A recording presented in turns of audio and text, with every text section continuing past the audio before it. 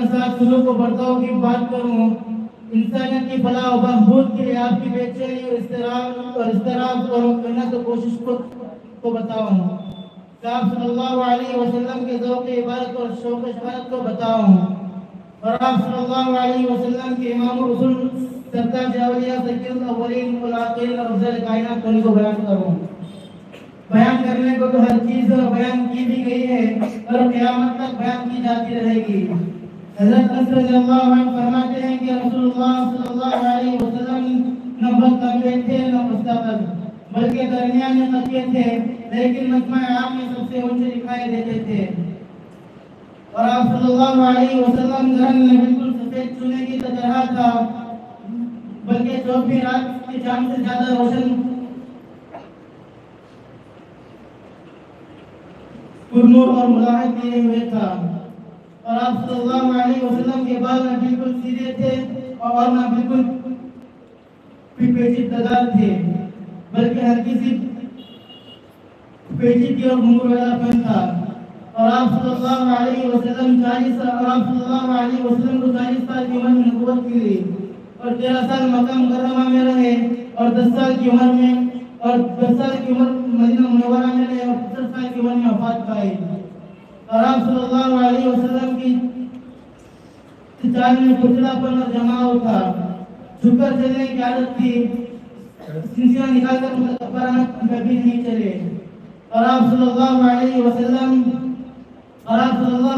کی دونوں آنکھیں نہایت سیاہ اور پلکیں دراز تھیں، اور آپ صلی اللہ علیہ وسلم کی دونوں مونڈوں کے درمیان دوسروں کے مقابلے میں کچھ زیادہ فاصلہ تھا، گویا سینہ مبارک چوڑا تھا، اور آپ صلی اللہ علیہ وسلم نہ موٹے بدن کے تھے اور نہ گول چہرے کے تھے، البتہ تھوڑی سی گولے لاتی چہرہ عمل میں تھی، اور جوڑوں کی ملنے کی ہڈیاں موٹی اور گوشت تھیں،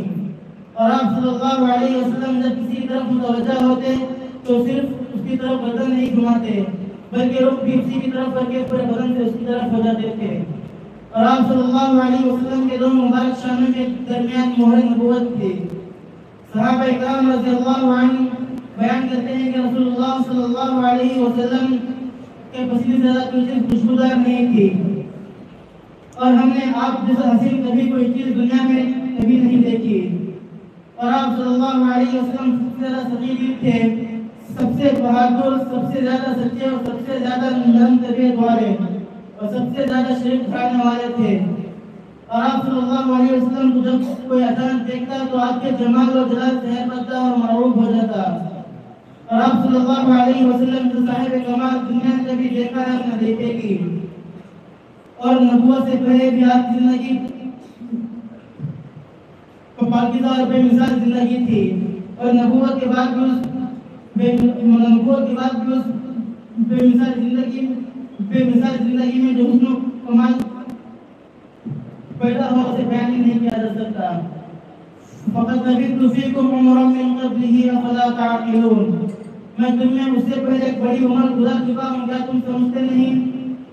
اور آپ صلی اللہ علیہ وسلم سب سے زیادہ غیرتدار تھے، سب سے بڑے عابد و زاہد تھے، رفض الاتقیاء سراج السالکین تھے، سب سے بڑے مدبر اور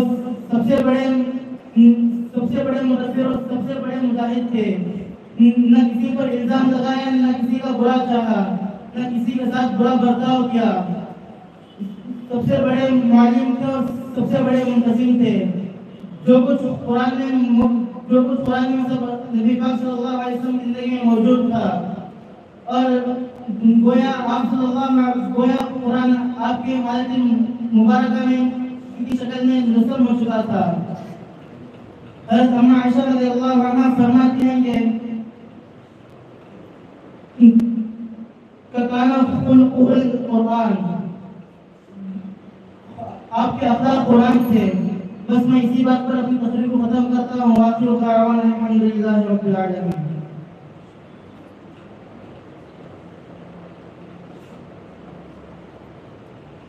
ماشاءاللہ، اور پیارے